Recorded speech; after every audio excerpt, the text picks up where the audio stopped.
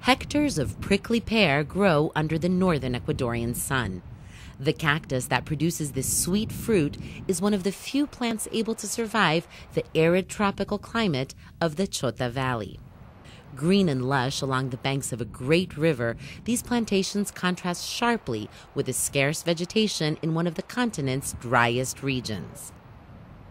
The prickly pear could be a metaphor for the population living in the Chota Valley. Nearly 2,000 Afro-Ecuadorians have struggled for centuries to survive the inequalities they face as one of the country's poorest minorities. Beginning in the late 16th century, humanity's most shameful business, slavery, brought Africans and their descendants here to the Chota Valley, along with Jesuit priests. Our ancestors were not seen as human beings or people. Therefore, we are always invisible and hidden. According to a new IDB study, the Economic and Social Progress Report 2008, groups like the Afro-Ecuadorians from the Chota Valley have been victims of a changing pattern of social exclusion. An exclusion that also impacts women, workers in the informal sector, the disabled, and the poor, people who aren't really outsiders.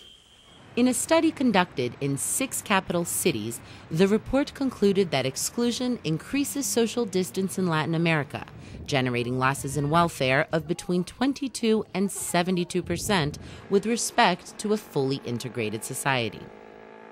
Inclusion begins with opportunity, giving all members of society the opportunity of access to documentation, education, and social, financial, and political participation.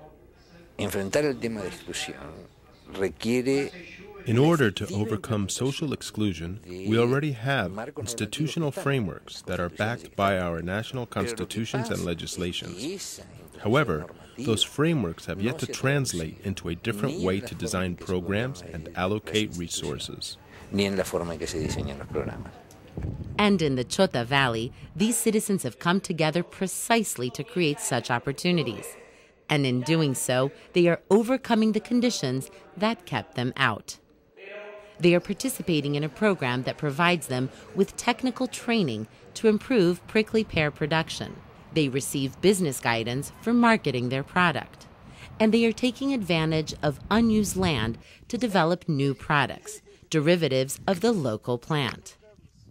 Moving forward deliberately on the path toward inclusion, the people of this valley in Ecuador are joining hands with their country, and in turn, their country is beginning to count on them.